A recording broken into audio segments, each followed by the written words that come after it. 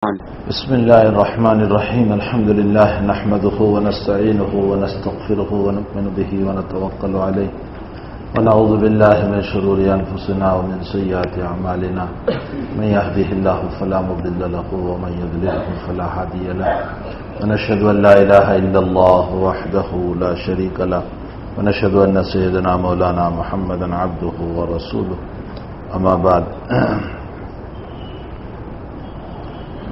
باب الحث على التثبت فيما يقوله ويحكيه. آج کے سبق میں صاحب کتاب حضرت امام نووی رحمۃ اللہ علیہ قرآن حدیث کی روشنی میں ہمیں یہ بتانا چاہتے ہیں کہ جو بھی بات تم کسی کو نقل کرو پہلے اس کی مکمل تحقیق کر لیا کرو، اس لیے کہ بہت ممکن ہے کہ جس نے آ کر مجھے کوئی بات کہی وہ سچ ہے یا جھوٹ ہے.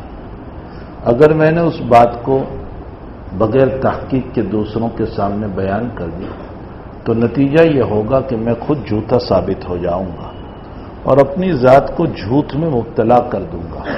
حق تعالی شان ہو قرآن کریم میں فرماتے ہیں لا تقف ما لیس لک بہ علم ان السمع والبصر والفؤاد کل اولئک کان عنہ مسئولا. جس بات کا تمہیں علم نہ ہو اس کو نہ بولو. لا تقف ما لیس لک بہ علم، جس کا تمہیں علم نہیں اس کو مت بولا کرو. ان السمع کان، والبصر آنکھ، والفؤاد دل، تمام کو قیامت کے دن سوال کیا جائے کہ تم نے جو سن کر کے بیان کیا تھا وہ کس حد تک تمہاری تحقیق تھی. تم نے جو بیان کیا اور تم نے یہ کہا کہ بہت سی مرتبہ انسان دوسروں کی بات لے لیتا ہے پھر کہتا ہے نہیں میں نے دیکھا، جھوٹ ہو جاتا ہے. جناب نبی کریم صلی اللہ علیہ وسلم نے ارشاد فرمایا کہ انسان کے جھوٹا ہونے کے لیے یہ بات کافی ہے کفا بالمرء کذبا ان یحدث بکل ما سمع. انسان کے جھوٹا ہونے کے لیے یہ بات کافی ہے ہر سنی سنائی بات کو نقل کر دے. جو آج کل زمانہ ہے واٹس ایپ کا، واٹس ایپ خوب اسی پر فٹ ہو رہا ہے. جو بات واٹس ایپ پر آ گئی میں نے اس کو سچا سمجھ لیا اور پھر نیچے لکھتے ہیں اس کو فارورڈ کرو، یعنی دوسروں کو بتاؤ. اس کا مطلب یہ نکلا کہ یہاں سے جھوٹ لیا، اب میں دوسروں کو جھوٹ نقل کر رہا ہوں، دوسروں کو جھوٹ بتا رہا ہوں. واٹس ایپ جو ہے وہ سراسر جھوٹ کا مسئلہ ہے. کتنی حدیثیں اس پر جھوٹی آتی جو ثابت ہی نہیں ہے نبی کریم صلی اللہ علیہ وسلم سے. اس طرح کی جھوٹی روایتیں لوگ نقل کر دیتے، بہت سی جھوٹی خبریں شائع کر دیتے ہیں، جھوٹی خبریں اس کے اوپر نقل کر دیتے ہیں. بہت سی کسی کے متعلق غلط سلط باتیں، کسی کو بدنام کرنے کی باتیں، کسی کو ذلیل کرنے کی باتیں، کسی کو بے عزت کرنے کی باتیں واٹس ایپ پر ڈال دی. یاد رکھو ایک گناہ بڑا خطرناک ہے اور وہ گناہ ہے تم نے کسی سے متعلق کوئی بات لکھی اور وہ بات اس میں موجود نہیں تھی، الزام ہوا، اور الزام غیبت سے بھی بدتر ہے. جناب نبی کریم صلی اللہ علیہ وسلم نے فرمایا الزام جو ہے وہ غیبت سے بھی بدتر ہے. اس لیے کہ غیبت میں تو چلو کم سے کم وہ بات اس میں موجود تھی اور آپ نے کہی، الزام میں تو وہ بات اس میں موجود ہی نہیں ہے اور آپ نے اس کے اوپر الزام لگایا. میں نے ابھی عورتوں کے باب میں ایک جگہ بات کہی کہ شریعت اسلام نے عورتوں کا جتنا لحاظ کیا، پاسداری کی، جتنی رعایت کی ہے اتنی کسی مذہب نے رعایت نہیں کی. میں نے اس میں ایک مثال دیتے ہوئے یوں کہا کہ دیکھیے حق تعالی شانہ قرآن میں فرماتے ہیں والذین یرمون المحصنات الغافلات المؤمنات، جس نے پاک دامن عورت پر جو بالکل پاک دامن ہے، جس کا کوئی گناہ نہیں، اس نے کسی کے ساتھ آنکھ بھی نہیں ملائی. اگلا راستہ تو بہت دور کی بات، زنا تو بہت دور کی بات، اس نے آنکھ تک نہیں ملائی اور اس پر ہم نے الزام رکھ دیا کہ یہ تو اس کے ساتھ ہے، یہ عورت اس کے ساتھ ہے، یہ لڑکی اس کے ساتھ ہے. فرمایا قرآن نے کہ پاک دامن عورت پر جو بیچاری غافل تھی اسے پتا بھی نہیں تھا، ہم نے جو الزام رکھا اس کا تو اسے پتا بھی نہیں ہے، اور ہم نے اس پر الزام رکھا۔ قرآن کہتا ہے کہ الزام رکھنے والوں کو کہو کہ 4 گواہ لاؤ، 4 گواہ، تمام مسئلے میں 2 گواہ، اس مسئلے میں 4 گواہ۔ کیوں؟ تم کسی کی عزت سے کھلواڑ کر رہے ہو، کسی کی عزت کو پامال کر رہے ہو۔ میرے بھائیوں، کسی کی عزت سے پامال کرنا، سنو حدیث، جناب نبی کریم صلی اللہ علیہ وسلم نے فرمایا، جس نے میری امت کے مومن سے، چاہے وہ مرد ہو چاہے وہ عورت ہے، اس کی عزت سے کھلواڑ کیا، وہ قیامت کے دن میری شفاعت سے محروم ہوگا۔ بہت سخت وعید ہے جناب نبی کریم صلی اللہ علیہ وسلم کی۔ اور دوسری روایت میں حضرت نے ارشاد فرمایا، جس نے کسی کی عزت سے کھلواڑ کیا، حق تعالی شان ہو، اس کی طرف قیامت کے دن نگاہ شفقت نہیں فرمائیں گی۔ تو جب ایک عورت پر تم نے الزام رکھا، قرآن کہتا ہے 4 گواہ لاؤ اس پر، وہ 4 گواہ نہیں پیش کر سکا، فجلدوہم 80 جلدہ، قرآن کہتا ہے اس کو 80 کوڑے مارو۔ اگر اسلامی حکومت ہے اس کو 80 کوڑے مارو، فجلدوہم 80 جلدہ۔ اور اس سے سخت بات آگے قرآن کہہ رہا ہے، وَلَا تَقْبَلُوا لَهُمْ شَهَادَةً أَبَدًا، اور اس کی موت تک کوئی اسلامی کورٹ میں اگر وہ گواہی دینے آئے کسی سے متعلق بھی، اس کی گواہی موت تک قبول نہیں کی جائے گی۔ کیوں؟ کسی کی عزت سے کھیلا تو نے کسی کی عزت کو پامال کیا، شریعت نے تیری عزت کو مٹا دیا۔ اب تیری گواہی اسلامی کورٹ اگر ہے اور تو کسی کا گواہ بن کر کے آیا، اللہ کہتا ہے اس کی گواہی کو قبول مت کرو، وَلَا تَقْبَلُوا لَهُمْ شَهَادَةً أَبَدًا۔ ظاہر سی بات ہے کہ ایک عورت پر الزام لگانے کے باب میں قرآن کتنی سخت وعید بیان کر رہا ہے، کیا اس سے بھی بڑھ کر عورت کو کسی مذہب نے عزت دی ہے؟ جو اسلام نے عزت دی ایک عورت کو، کسی اور مذہب نے، تمام مذاہب کو آپ پڑھ لو، اس میں الزام لگانے والوں کی کوئی سزا نہیں ہے۔ آپ تمام ویدوں کو پڑھ لو، رامائن اور مہابھارت کو پڑھ لو، انجیل اور تورات کو پڑھ لو، بائبل پڑھ لو، تمام کتابوں کو پڑھ لو، کسی کتاب میں کسی عورت پر الزام رکھا کوئی مسئلہ نہیں ہے۔ یہ اسلام ہے کہ جس نے پاک دامن عورت کو ذلیل کرنے پر اتنی سخت سزا بیان کی کہ اگر وہ ثابت نہیں کر سکا 80 کوڑے مارو اور موت تک اس کی گواہی قبول نہیں کی جائے گی۔ کہنے کا مطلب یہ ہے کہ اسلام میں عزت کی بڑی اہمیت ہے، بہت اہمیت ہے، کسی کی عزت سے کھلواڑ نہیں کرنا چاہیے۔ تو نبی اکرم صلی اللہ علیہ وسلم نے فرمایا کہ اگر تم سنی سنائی باتوں کو بیان کرو گے، اب واٹس ایپ پر اس کی بات سنی فوراً رکھ دی، اس کو سنا فوراً رکھ دیا، نہ معلوم کیا کیا سنا، اور اس کی عزت اس کے خلاف لکھتے ہی جا رہے ہیں، لکھتے ہی جا رہے۔ بدترین گناہ یہ ہے، کون سا؟ غیبت میں بدترین گناہ یہ ہے کہ تم نے کسی سے متعلق کوئی بات لکھ دی، جیسے واٹس ایپ پر لکھ دی۔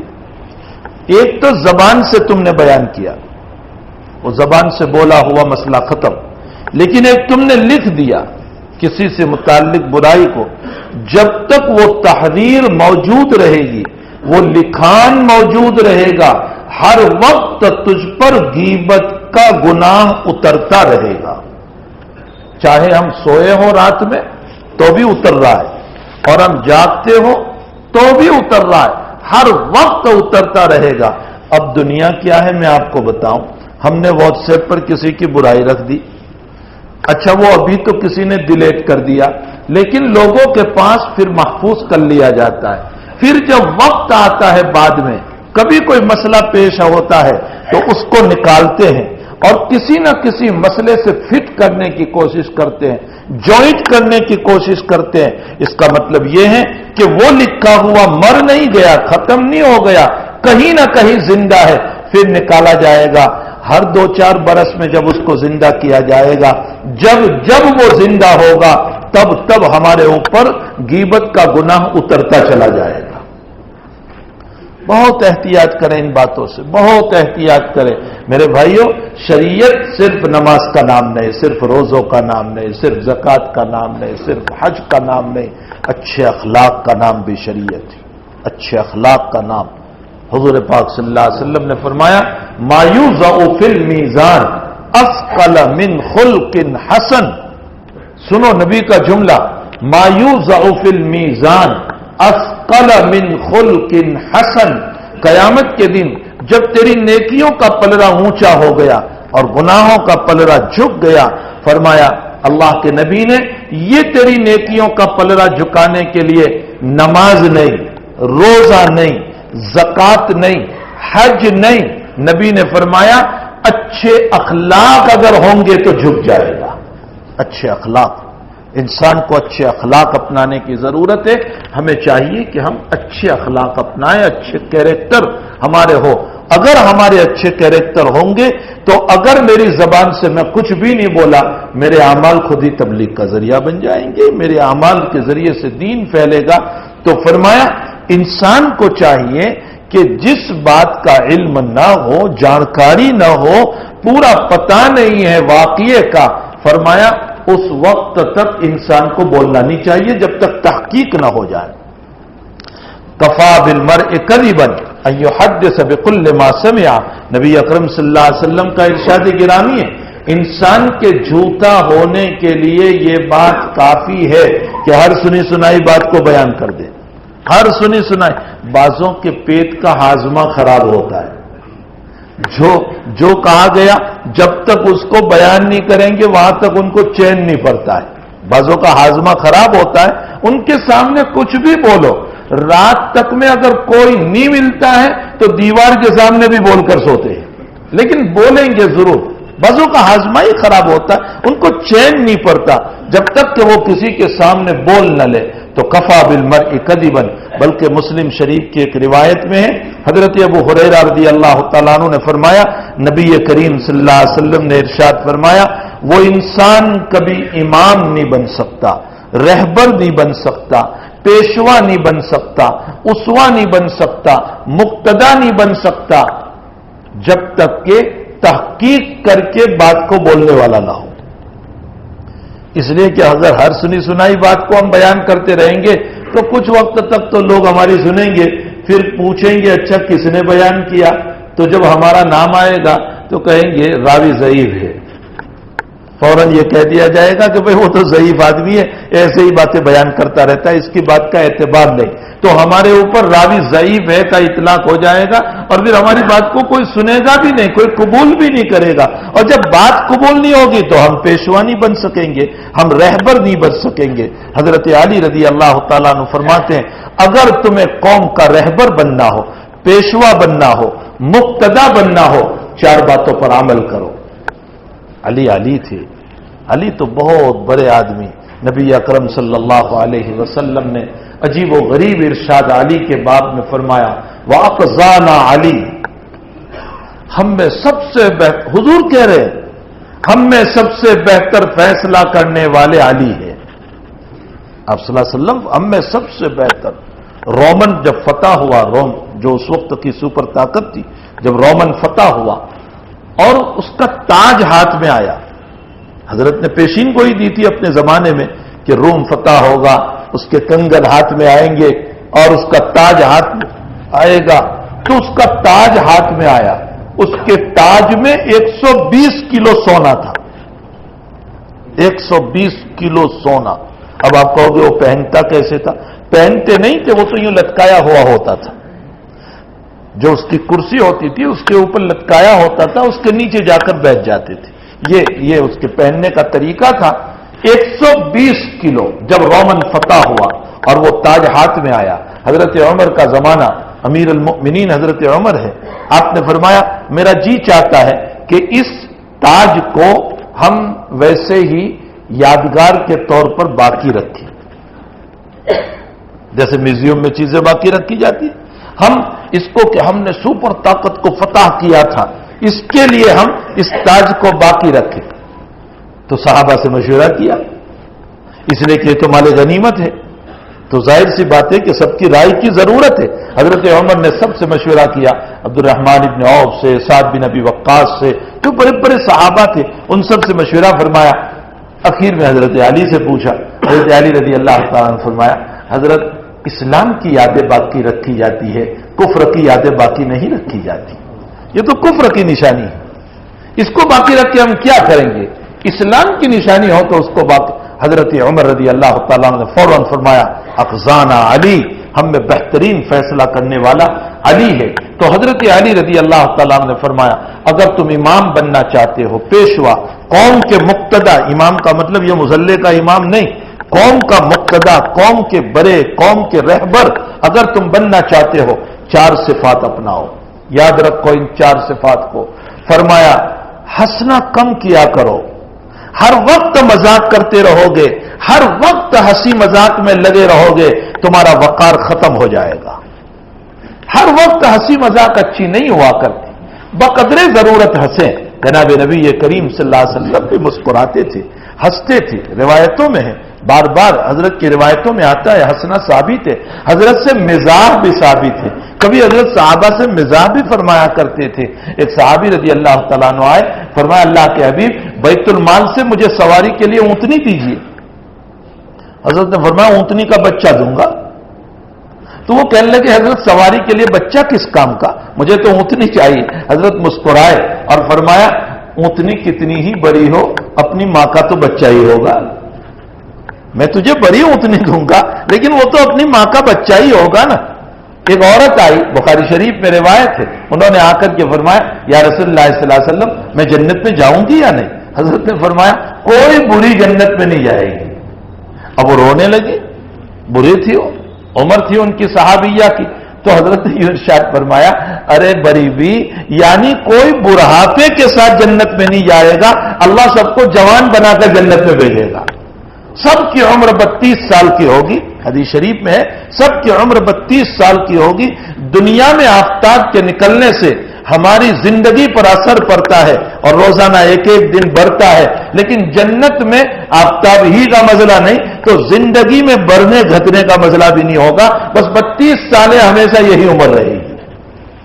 اس میں کوئی گھٹاؤ بڑھاؤ نہیں ہوگا کہ انسان کم عمر کا ہو جائے, زیادہ عمر کا ہو جائے, کہ چلو ابھی 32 ہے, کل 33 ہو گئے, پرسوں 34 ہو گئے, پھر بوڑھے ہو گئے. وہاں یہ مسئلہ ہی نہیں ہوگا.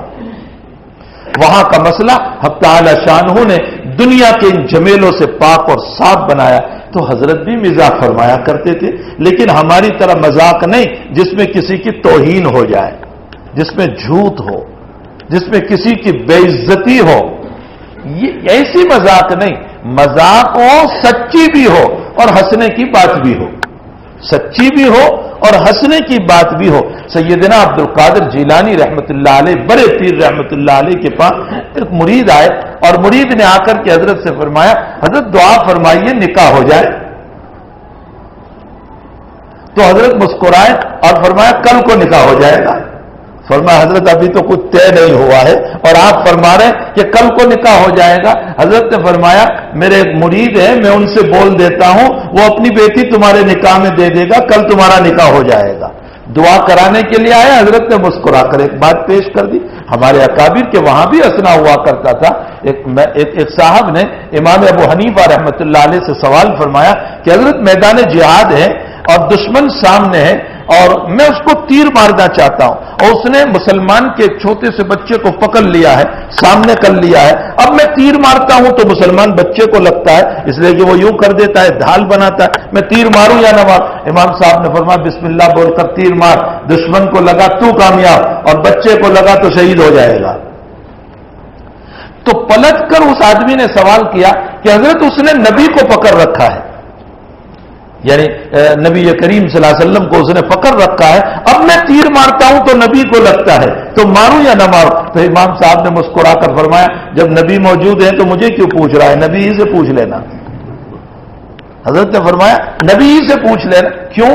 اس لیے کہ یہ سوال بیکار تھا, عبث تھا. نبی علیہ السلام کی نبوت تو ختم ہو گئی, اب کوئی نبی ہی آنے والا نہیں ہے کہ یہ سوال پیدا ہو. ظاہر سی بات ہے کہ ایسا سوال نہیں کرنا چاہیے جو سوال عبث ہو، بیکار ہو.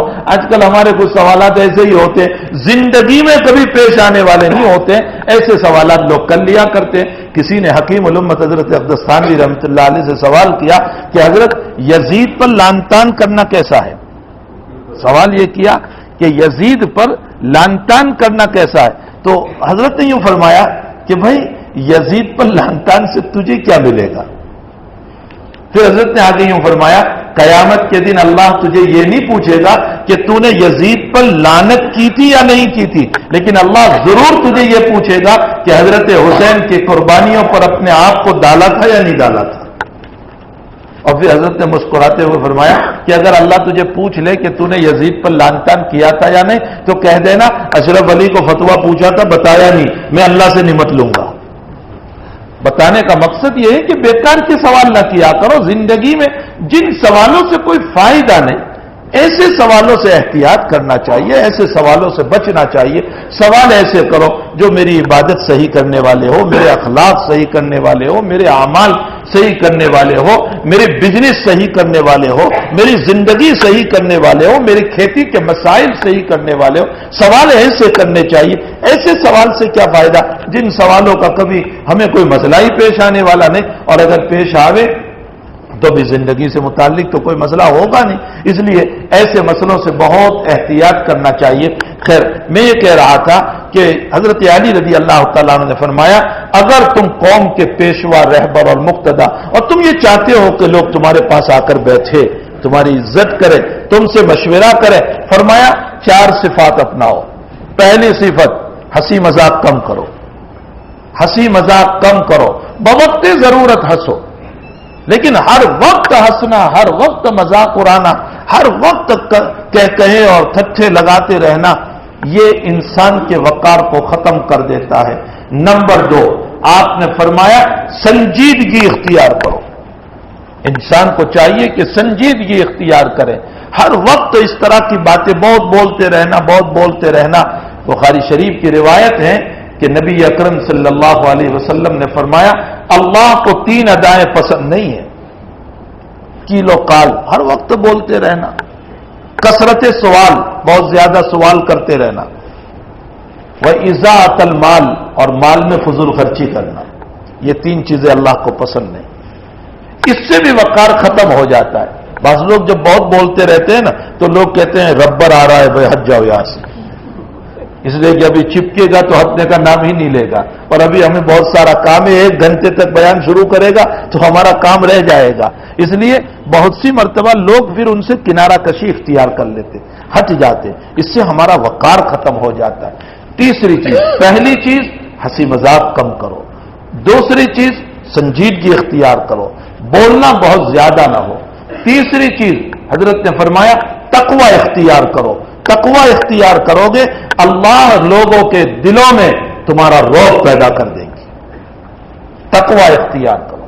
تقوی کی بنیاد پر اللہ کا رعب پیدا ہوتا ہے. حضور پاک صلی اللہ علیہ وسلم نے جب مدینے میں اعلان فرمایا شراب حرام ہے تو حضرت کے پاس کوئی پولیس نہیں تھی، کوئی PSI نہیں تھی، کوئی ملٹری نہیں تھی، کوئی BSF نہیں تھا، کوئی کمک اور کوئی جماعت نہیں تھی.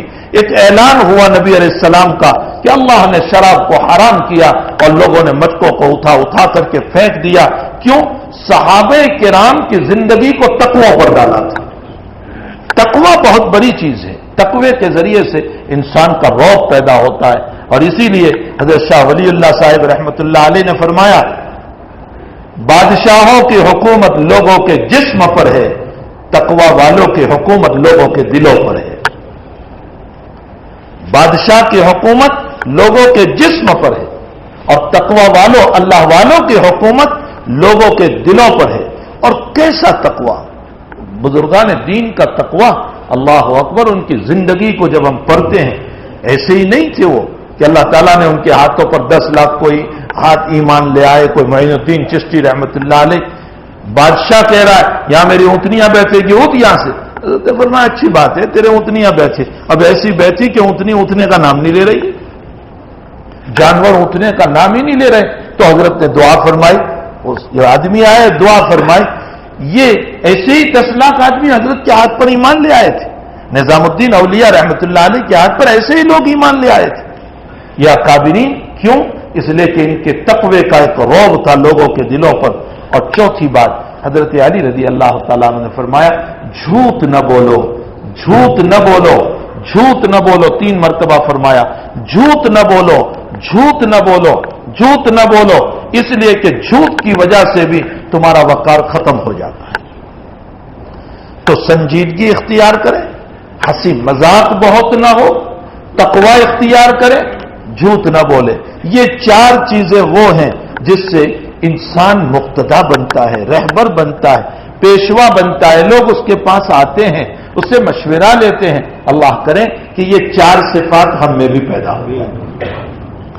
آگے فرمایا کہ ایک جھوٹ اور بھی خطرناک، جھوٹ تو ویسے بھی ہے خطرناک، لیکن ایک جھوٹ اور بھی خطرناک ہے، اور وہ نبی کریم صلی اللہ علیہ وسلم کی طرف جھوٹی بات منسوخ کرنا، من گھڑت حدیث بیان کرنا، جھوٹی روایت بیان کرنا، جو نبی نے نہیں فرمایا ایسی حدیث نبی کی طرف منسوخ کرنا. جیسے بعض لوگوں نے اپنی تقریر میں کہہ دیا کہ نبی اکرم صلی اللہ علیہ وسلم کا انتقال ہوا تو سب سے پہلے اللہ نے آ کر آپ کی جنازے کی نماز پڑھی. یہ بعض لوگوں نے اپنی تقریروں میں کہا کہ نبی علیہ السلام کا جب انتقال ہوا تو اللہ نے آ کر آپ کی جنازے کی نماز پڑھی، پھر ملائکہ نے پڑھی، پھر صحابہ نے پڑھی، پھر سارے لوگوں نے پڑھی. یہ تو ہم تسلیم کرتے ہیں کہ ملائکہ نے پڑھی، صحابہ نے پڑھی، سارے لوگوں نے پڑھی، لیکن اللہ کیوں پڑھے گا؟ اس لیے کہ اللہ معبود ہے. اگر اللہ نماز پڑھنے پر آئے گا تو اس صورت میں اللہ عابد بن گیا اور آقا صلی اللہ علیہ وسلم معبود بن گئے. یہ کیسے ہو سکتا ہے؟ سراسر غلط روایت، گمراہ کی روایت. اور یاد رکھو اللہ معبود ہے، معبود رہے گا. پھر ایک بات یاد رکھے، اللہ عبادت سے پاک ہے. اللہ کو عبادت نہیں کرتا، اللہ نماز نہیں پڑھتا ہے، اللہ روزہ نہیں رکھتا ہے، اللہ زکات نہیں دیتا ہے، اللہ حج نہیں کرتا ہے. عبادتوں سے اللہ پاک ہے. تو ہم جو اللہ کے نائب ہیں، سنو غور سے، علمی بات ہے، میں نیچے اتر کر سمجھاؤں تاکہ سمجھ میں آ جائے. یقیناً ہم عابد ہیں، اللہ معبود ہیں، لیکن اللہ نے ہمیں خلیفہ بنایا، نائب بنایا. انی جاعل فی الارض خلیفہ. اللہ کہتا ہے میں نے انسان کو دنیا میں اپنا نائب بنایا، اپنا خلیفہ بنایا. خلیفہ کا کام کیا ہوتا ہے؟ جو اصل کا کام ہوتا ہے. ارے بھائی، پرائم منسٹر کا جو کام ہوگا وہ نائب پرائم منسٹر کا بھی وہی کام ہوگا. پرمکھ کا جو کام ہوگا نائب پرمکھ کا بھی وہی کام ہوگا. مثلا ایک سنستھا اور ایک تنظیم ہے، اس کا ایک پرمکھ ہوتا ہے، ایک نائب پرمکھ ہوتا ہے. تو نائب پرمکھ کا کیا کام ہوتا ہے؟ جو پرمکھ کام کرتا ہے اس کے نہ ہونے کی صورت میں نائب پرمکھ وہ کام کرے گا. تو اب اللہ اصل ہے اور ہم اللہ کے نائب ہیں، ہم اللہ کے خلیفہ ہیں اس زمین کے اوپر. تو کس میں خلیفہ؟ جو کام اللہ کرتا ہے اسی میں ہم خلیفہ ہوں گے نا. جو کام اللہ نہیں کرتا اس میں ہم خلیفہ نہیں. اللہ عبادت نہیں کرتا ہے تو ہم عبادت میں خلیفہ نہیں ہوئے. سمجھ میں بھی آئے؟ ہم عبادت میں خلیفہ نہیں ہے. عبادت تو اپنی ذات سے تعلق ہے، نماز پڑھنا ہے، روزہ رکھنا ہے، زکات دینا ہے، حج کرنا ہے. اللہ عبادت نہیں کرتا تو عبادت میں ہم اللہ کے خلیفہ نہیں. پھر کس میں ہم خلیفہ ہوئے اللہ کے؟ اللہ امر بالمعروف کرتا ہے، بھلائیوں کا حکم دیتا ہے. اللہ برائیوں سے روکتا ہے، کہتا ہے یہ کرو یہ نہ کرو. تو اللہ کا کام امر بالمعروف نہی عن المنکر، بھلائیوں کا حکم دینا، برائیوں سے روکنا. تو اس میں ہم اللہ کے خلیفہ ہوئے اور نائب ہوئے. اس لیے بندہ امر بالمعروف اور نہی عن المنکر میں اپنے رب کا خلیفہ ہوا اور اس کو زمین پر یہ کام کرنا چاہیے. دین کی اشاعت کے لیے، دین کو پھیلانے کے لیے ہمیں اس کام میں خلیفہ بنایا گیا ہے. نماز تو اپنی ذات سے تعلق ہے اور اللہ خود نماز نہیں پڑھتا تو ہم اس میں خلیفہ کیسے ہو جائیں گے؟ روزہ وہ نہیں رکھتا تو ہم کیسے خلیفہ؟ تو یہ جو روایت بعض لوگوں نے نقل کر دی کہ جب اللہ کے نبی کا انتقال ہوا تو اس موقع پر سب سے پہلے اللہ نے نماز پڑھی جنازے کی. لا حول ولا قوہ. تم نے معبود کو عابد بنا دیا اور عابد کو معبود بنا دیا. اسی لیے جناب نبی کریم صلی اللہ علیہ وسلم نے ارشاد فرمایا دیکھو میرے باپ میں مجھے ایسے بڑھا چڑھا کر بیان نہ کرنا کہ جیسے عیسیٰ کے ماننے والوں نے عیسیٰ کو رب بنا دیا، تم مجھے اتنا نہ بڑھانا کہ کہیں تم مجھے بھی رب بنا دو۔ میں بندہ ہوں، مجھے بندہ رہنے دینا، میں بندہ ہوں، مجھے بندہ رہنے دینا۔ اسی لیے حضرات صحابہ نے آ کر کے درخواست کی نبی اکرم صلی اللہ علیہ وسلم سے، اللہ کے حبیب ہم رومن گئے تو وہاں ہم نے لوگوں کو دیکھا کہ اپنے بادشاہ کو سجدہ کر رہے ہیں، ہم ایران گئے ہم نے دیکھا کہ لوگ اپنے بادشاہ کو سجدہ کر رہے ہیں۔ اللہ کے نبی وہ تو کفر میں ہے، وہ تو اللہ کے باغی ہیں اور ان کو لوگ سجدہ کر رہے ہیں، آپ زیادہ حقدار ہیں کہ آپ اللہ کے فرستادے ہیں، اللہ کے اولو العزم پیغمبر ہیں، آپ تمام نبیوں کے سردار ہیں، زیادہ حقدار تو آپ ہیں کہ آپ کو سجدہ کیا جائے۔ روایت میں ہے فتغیر وجہ رسول اللہ صلی اللہ علیہ وسلم، حضرت کا چہرہ انور سرخ ہو گیا، لال ہو گیا، غصے میں آ گئے، اور حضرت نے حضرت عمر نے یہ درخواست رکھی تھی، حضرت عمر کو حضور نے غصے میں یہ فرمایا کیا تم مجھے بندگی سے نکال کر معبود بنانا چاہتے ہو؟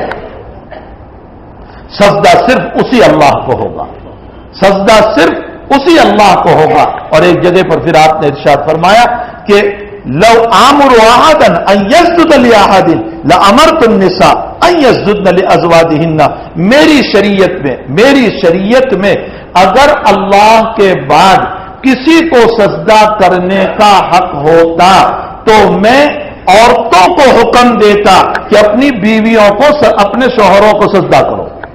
شوہر کا مقام بتانے کے لیے نبی اکرم صلی اللہ علیہ وسلم نے یہ فرمایا کہ اگر میری شریعت میں اللہ کے بعد کسی کو سجدہ کرنے کا حکم ہوتا تو میں عورتوں کو کہتا کہ اپنے شوہروں کو سجدہ کرو، لیکن شوہر کو بھی سجدہ کرنے کی اجازت نہیں، ماں باپ کو بھی سجدہ کرنے کی اجازت نہیں، شیخ کو بھی سجدہ کرنے کی اجازت نہیں، پیر کو بھی سجدہ کرنے کی اجازت نہیں۔ پیروں سے بڑھ کر پیر آقا صلی اللہ علیہ وسلم، کتب سے بڑھ کر کتب، اور ابدال سے بڑھ کر ابدال، ولی سے بڑھ کر ولی جناب رسول اللہ صلی اللہ علیہ وسلم ہے۔ جب آپ کو سجدہ کرنے کا حق آپ نے منع کر دیا، حتیٰ کہ مرض الوفات میں جب دنیا سے رخصت ہو رہے ہیں تو آپ نے آخری جو نصیحت فرمائی، اس نصیحت میں آپ نے یوں فرمایا الا لا تتخذوا قبری وثنا، بخاری شریف کی روایت ہے الا لا تتخذوا قبری وثنا، اگلا جملہ ہے لعنت اللہ علی الیہود اتخذوا قبور انبیائہم مساجدا، لعنت اللہ علی الیہود اتخذوا قبور انبیائہم مساجدا الا لا تتخذوا قبری وثنا، اللہ کی لعنت ہو یہودیوں پر، انہوں نے اپنے نبیوں کی قبروں کو سجدہ گاہ بنایا، نبیوں کی قبروں پر سجدہ کیا۔ اے میری امت خوب سنو اور خوب سنو، میری قبر کو بت خانہ نہ بنانا، یعنی میری قبر پر سجدے نہ کرنا۔ سختی سے حضرت نے منع فرمایا میری قبر پر سجدہ نہ کرنا۔ بخاری شریف کی صحیح ترین روایت ہے، مسلم شریف کی یہ صحیح ترین روایت ہے۔ اللہ جزائے خیر دے، جو اس وقت مزار اقدس پر پولیس کھڑی رہتی ہے وہ ہم کو منع کرتی ہے کہ دیکھو سلام کرو، یہ سنت ہے، باقی یہاں گردن جھکانا اور اس طرح کرنا یہ نبی خود منع کر کے گئے ہیں، پھر جب نبی نے منع کیا تو ہم ایسا کام کیوں کریں گے؟ اللہ جزائے خیر دے ان لوگوں کو کہ ہمیں وہ شرک سے روکتے ہیں، برائیوں سے روکتے ہیں، حقیقت لوگ اس کو برا جانتے، بری چیز نہیں ہے، وہ ہمیں اس روایت پر عمل کرواتے ہیں کہ کسی کو سجدہ کرنے کی اجازت نہیں ہو سکتی ہے۔ ہاں سنت کے مطابق سلام کرو، جیسے آقا صلی اللہ علیہ وسلم نے ہمیں بتایا کہ تم زور سے نہ بولنا، اس لیے کہ نبی کے سامنے زور سے بولنا ممنوع ہے۔ لا ترفعوا اصواتکم فوق صوت النبی ولا تجهروا له بالقول كجهر بعضكم لبعض ان تحبط اعمالكم وانتم لا تشعرون۔ اے لوگوں، اللہ کے نبی کے سامنے اللہ نے آیت اتاری، میرے نبی کے سامنے زور سے نہ بولنا، کہیں ایسا نہ ہو کہ تمہارے زور سے بولنے سے نبی کو تکلیف ہو، اور نبی تو حیا کی وجہ سے تمہیں بولتا نہیں، لیکن اس کی تکلیف کی وجہ سے کہیں تمہارا ایمان نہ چلا جائے۔ لا ترفعوا اصواتکم، آج بھی وہ آیت گنبد خضرا پر وہاں لکھی ہوئی ہے، آج بھی کہا گیا، آج بھی نبی قبر مبارک میں حیات ہیں، زور سے نہ بولو وہاں۔ اور آگے فرمایا اور تم نبی کو ایسے نہ بلانا جیسے تم دنیا میں ایک دوسرے کو بلاتے اے محمد، ایسے نہ بلانا. فرمایا ادب کے ساتھ یا رسول اللہ، یا حبیب اللہ، اس طرح کے کلمات سے بلانا. تو قرآن کریم کی آیت آج بھی وہاں لکھی ہوئی ہے. ہمیں چاہیے کہ قرآن کے بتائے ہوئے مسائل پر ہم عمل کرنے والے بنے. خیر، اللہ تعالیٰ حضرت علی نے جو 4 باتیں بیان فرمائی، اللہ ہمیں عمل کی توفیق دے.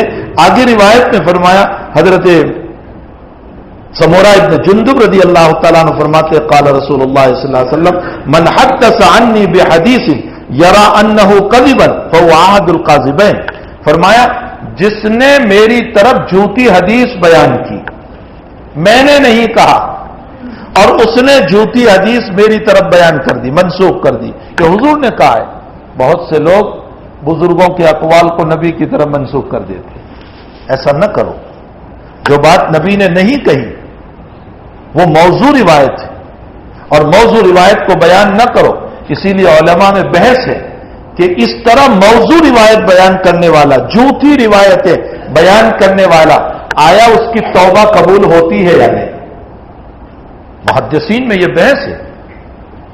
امام احمد ابن حنبل رحمۃ اللہ علیہ اور ابو بکر سیرفی رحمۃ اللہ علیہ فرماتے ہیں کہ جو جھوٹی حدیثیں بیان کرتا ہے حضور کی طرف جان بوجھ کر، ایک تو یہ ہے کہ پتہ نہیں تھا اور بیان کر دی، جان بوجھ کر اس کو پتا ہے کہ یہ حدیث غلط ہے پھر بھی حدیث کہہ کر بیان کر رہا ہے، تو امام احمد اور ابو بکر سیرفی دونوں بزرگ یہ فرماتے ہیں کہ اس کی توبہ مرتے دم تک قبول نہیں ہوگی.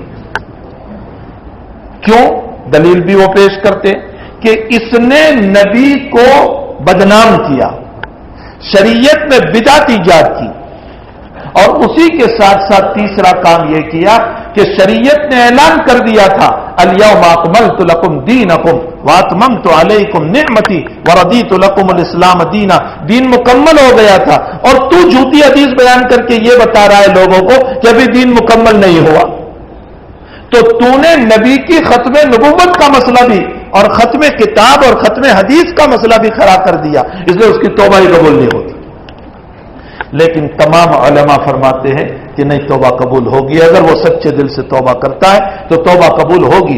حضرت امام نووی رحمۃ اللہ علیہ نے مسلم شریف کی شرح میں، جس کی کتاب ہم پڑھ رہے ہیں امام نووی کی، یہ امام نووی نے مسلم شریف کی شرح میں لکھا ہے کہ جب کافر سچے دل سے توبہ کرتا ہے، اس کی توبہ جب قبول ہو جاتی ہے تو اس کی بھی توبہ قبول ہو جائے گی. شرط یہ ہے کہ وہ سچے دل سے توبہ کرے اور آئندہ جھوٹی حدیثوں کے بیان کرنے سے پرہیز کرے، نہ بیان کرے تو. اور اگر توبہ کر کے بھی بیان کرتا رہا تو وہ توبہ ہی کہاں ہوئی پھر. اس لیے اللہ کے نبی نے فرمایا کہ جس نے جان بوجھ کر جھوٹی حدیث کو میری طرف منسوخ کیا وہ 2 جھوٹوں میں کا ایک جھوٹا ہے. 2 جھوٹے کون؟ ایک تو جس نے بیان کی وہ، اور ایک نقل کرنے والا. تو 2 جھوٹوں میں سے ایک ہوا. آگے کی روایت میں اور ایک جھوٹ کا طریق بیان فرماتے ہیں. ان اسما رضی اللہ تعالی عنہ ان امرأة قالت یا رسول اللہ ان لی ذرة فهل علی جناح ان تشبعت من زوجی غیر الذی یعطینی فقال النبی صلی اللہ تعالی علیہ وسلم المتشبع بما لم یعط کلابس ثوب الزور. حضرت اسما فرماتی ہے کہ ایک عورت حضور کے پاس آئی. جھوٹ کی ایک شکل اور بتاتے ہیں. ایک عورت حضور کے پاس آئی، فرمایا یا رسول اللہ صلی اللہ علیہ وسلم میری سوکن ہے، میری ایک سوکن ہے، یعنی میرے شوہر نے ایک دوسرا بھی نکاح کیا ہے.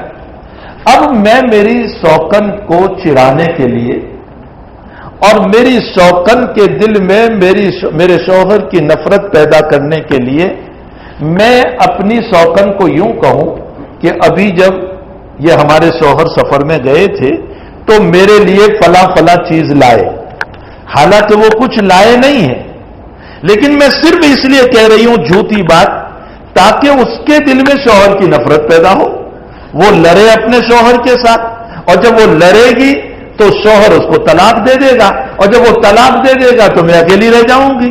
تو کیا میں یہ طریق اختیار کر سکتی ہوں؟ قربان جائیے، میں آپ کو یہاں ایک بات بتاؤں، قربان جائیے صحابہ کی بیویوں پر بھی، صحابیات پر بھی، کہ یہ کام صحابیات کرنے والی نہیں تھی، لیکن نبی کو اس لیے پوچھا ہے تاکہ آئندہ امت میں طریقہ معلوم ہو جائے ہمارے لیے، ورنہ صحابیات تو پاک تینت عورتیں تھیں، صاف ستھری دل والی تھی، ان کے وہاں تو یہ مسئلہ ہی نہیں تھا. وہ تو اپنے شوہروں کی تعظیم کرنے والی، تکریم کرنے والی، احترام کرنے والی. صحابہ کی زندگیوں کو پڑھو کہ ان کی بیویوں نے ان کا کیسا تعاون کیا، ان کی بیویوں نے ان کی کیسی مدد کی. ہم جب صحابہ کی زندگی پڑھتے تو ہمیں معلوم ہوتا ہے. تو ان کے زمانے میں تو یہ بات تھی نہیں، پھر بھی کیوں پوچھا؟ تاکہ آنے والی امت کو سبق ملے. اس لیے عورت نے پوچھا کہ یا رسول اللہ میری سوکن ہے اور میرا شوہر میرے لیے کچھ نہیں لایا، لیکن میں صرف اس لیے تاکہ ان دونوں کے درمیان دشمنی پیدا ہو میں اس کو کہتی ہوں کہ شوہر تو اس سفر کے اندر میرے لیے فلاں فلاں چیز لایا. کیا یہ جھوٹ ہے؟ اس سے مجھے گناہ ہوگا؟ تو آقا صلی اللہ علیہ وسلم نے کیا فرمایا؟ المتشبع بما لم یعطی کلابس ثوب الزور. متشبع اس کو کہا جاتا ہے جس نے کھایا کچھ نہیں اور لوگوں کو بتاتا ہے میں نے بہت کھایا ہے. جھوٹا. جیسے بعضوں کو عادت ہوتی ہے باہر نکل کر دکار کھانے کی، حالانکہ کھایا ہوا کچھ نہیں ہے. وہ تو شاید دال پی کر آیا ہوگا اور باہر آ کر کہتا ہے بریانی کھا کر آیا ہو، تو کھایا ہوا کچھ ہے نہیں. اس کو کہا جاتا ہے متشبع بما لم یعطی، جس کے پیٹ میں کچھ نہیں ہے اور لوگوں کو جھوٹ بتا رہا ہے کہ میں نے یہ کھایا ہے یہ کھایا ہے. اللہ کے نبی علیہ السلام فرماتے ہیں اسی طرح اس عورت کو کہا تیری مثال کہ تو نے کچھ لیا نہیں، کچھ پایا نہیں، شوہر نے دیا نہیں، اور تو کہہ رہی ہے مجھے یہ کپڑا دیا، یہ سونا دیا، یہ زیور دیا. کلابس ثوب الزور، یہ ایسا ہی ہے جیسا کہ جھوٹ کے دو کپڑے پہننے والا. جھوٹ کے دو کپڑے کا کیا مطلب؟ اس زمانے کے اعتبار سے ایک مثال ہے، اس زمانے کے اعتبار سے ایک مثال میں آپ کو سمجھاؤں. اس زمانے میں مثلا کوئی لائر نہیں ہے، وکیل نہیں ہے، لیکن وکیل کا کوٹ پہن لیا اور ذرا یہاں نام لکھ دیا اور اس پر اپنا نام اور نیچے جو ہے اپنی ڈگری جھوٹی لکھ دی اور پینٹ وینٹ پہن دی اور چلنے لگا تاکہ لوگ اس کو لائر سمجھیں. تو یہ جھوٹے کپڑوں سے اپنے آپ کو لائر بتانا چاہتا ہے. نتیجہ یہ ہوگا کہ جب اس کا راز فاش ہوگا تو یہ خود ہی ذلیل ہو جائے گا. اللہ کے نبی یہ مثال دے کر فرماتے ہیں کہ جب تو نے جھوٹی بات کہی ہے تو جب یہ راز فاش ہوگا تو ایک جھوٹ بولنے والی عورت تو خود ہی ذلیل ہو جائے گی. آقا صلی اللہ علیہ وسلم کی باتیں کتنی گہری ہوا کرتی ہے، کتنی ڈیپ لیے ہوا کرتی ہے، کتنے اندر کے مسائل کو حضرت نبی اکرم صلی اللہ علیہ وسلم امت کو سمجھایا کرتے ہیں. میں نے آج سے 2-2.5 سال پہلے یہاں اسی مسجد میں جب شروع میں سبق شروع ہوا تھا میں نے ایک بات بتائی تھی کہ دیکھو سائنس کا جو مسئلہ ہے وہ تو آج سائنس کہہ رہی ہے. نبی علیہ الصلوۃ والسلام سے ایک عورت نے پوچھا، سوال کیا، فرمایا یا رسول اللہ صلی اللہ علیہ وسلم اگر صبح عورت اٹھے اور اپنے کپڑے پر تری دیکھے، احتلام کی جیسے مرد دیکھتا ہے، تو جیسے مرد پر غسل آتا ہے تو کیا عورت پر بھی غسل آئے گا اگر عورت صبح اپنے کپڑے پر اس طرح دھبا دیکھتی ہے؟ تو اللہ کے حبیب نے فرمایا ہاں، اگر عورت کے کپڑے پر اگر دھبا ہے تو اس کو بھی غسل کرنا ہوگا. تو حضرت ام سلمہ رضی اللہ تعالیٰ عنہ نبی کریم صلی اللہ علیہ وسلم کی زوجہ محترمہ ہے، وہ تھوڑے شرما گئے اور عورتوں کی عادت ہے کہ شرم آتی ہے تو یوں ہاتھ رکھ لیتی ہے. تو منہ پر ہاتھ رکھ کر ام سلمہ نے حضور سے فرمایا یا رسول اللہ او تحتلم المرأة، عورت کو بھی احتلام ہوتا ہے؟ اصل میں ام سلمہ کو نہیں، ازواج مطہرات کو نہیں ہوا. کیوں نہیں ہوا؟ اس لیے کہ احتلام شیطان کی وجہ سے، گندے خیالات شیطان کی وجہ سے، اور ازواج مطہرات چونکہ نبی علیہ السلام کی بیویاں تھیں اس لیے شیطانی تلویز سے پاک تھی، اس لیے ان کو پتا نہیں تھا کہ کیا عورت کو بھی احتلام ہو. اب حضرت جو آگے فرما رہے ہیں فرمایا ہاں عورت کو بھی احتلام ہوتا ہے. پھر حضرت نے فرمایا فَبِمَ يَشْبَهُ وَلَدُهَا، اگر عورت میں پانی نہ ہوتا تو بچہ ماں کی شکل پر کیسے پیدا ہوتا؟ اب سنو نبی جو بات آگے بیان کرتے فرمایا رحم دانی میں، حمل کی تھیلی میں جس کا پانی پہلے جائے گا، اگر مرد کا پانی پہلے گیا تو اللہ فیصلہ کرتا ہے لڑکے کا، اور اگر عورت کا پانی پہلے گیا تو اللہ فیصلہ کرتا ہے لڑکی کا، اور جس کا پانی زیادہ جاتا ہے اللہ اس کی شکل پر پیدا کرتا ہے۔ اگر باپ کا پانی زیادہ گیا تو بچہ باپ کے مشابہ ہوتا ہے، اور ماں کا پانی زیادہ گیا تو بچہ ماں کے مشابہ پیدا ہوتا ہے۔ تو جس کا پانی پہلے گیا اس پر میل اور فیمیل کا فیصلہ، اور جس کا پانی زیادہ گیا بچہ اس کے مشابہ ہوتا ہے۔ میرا نبی اس وقت بول رہا ہے جب کوئی سائنس بھی نہیں تھی۔ یہی سب سے بڑی دلیل ہے کہ آقا صلی اللہ علیہ وسلم وہاں سے لے کر بولتے ہیں۔ آج کی سائنس اب یہ کہہ رہی ہے کہ اکیلے عورت کے پانی سے بچہ پیدا نہیں ہو سکتا جب تک کہ میل کا پانی نہ ملایا جائے، اور اگر ویسا نہیں ہو رہا ہے تو انجیکشن کے ذریعے سے، جس کو بیبی ٹیوب کہا جاتا ہے، کہ اس کے ذریعے سے ڈالو اور پھر مرد اور عورت کا پانی ساتھ ملاؤ۔ یہ تو تم اپنی سائنس کے بل بوتے پر آج کہہ رہے ہو۔ میرے نبی کے سامنے کوئی سائنس نہیں تھی، اس کی سائنس اللہ جل شانہ تھی، وہ وہاں سے لے کر کے بولتے تھے۔ بہرحال حضور پاک صلی اللہ علیہ وسلم کی باتوں میں بڑی گہرائیاں ہیں، بڑی ڈیپ ہیں۔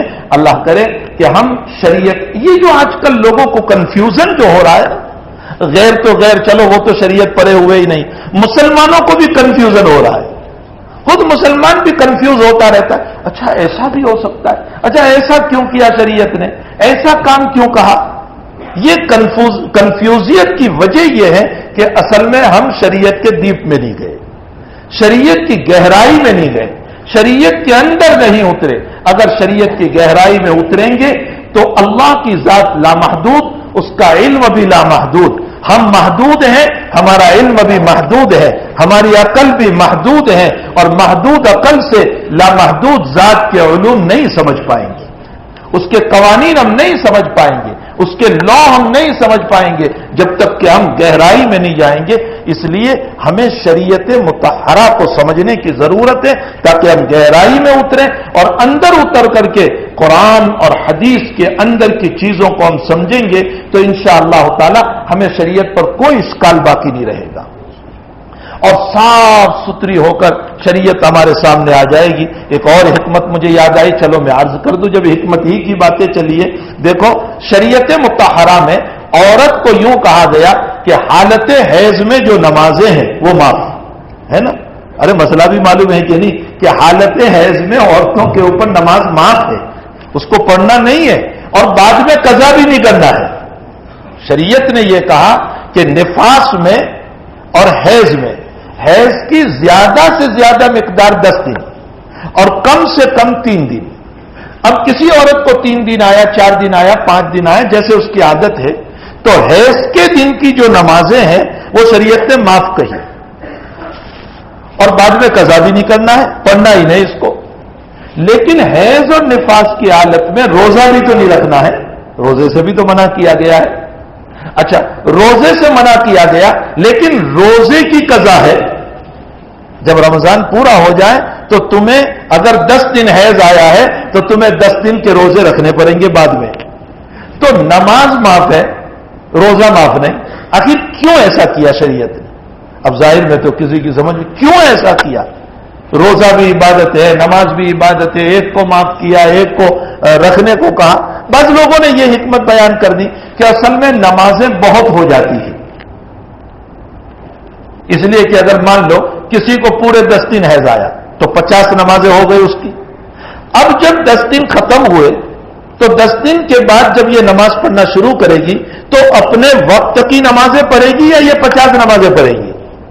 اور ویسے بھی عورت کمزور ہے، پھر اس کی ذمہ داریاں زیادہ ہیں، اس کو چولہے پر کام کرنا ہے، بچوں کی تربیت کرنا، تو کام زیادہ ہے اس پر، کمزور ہے، تو اس کمزوری کے ساتھ اب وہ وقت کی نماز پڑھے گی یا یہ 50 نمازیں پڑھے گی؟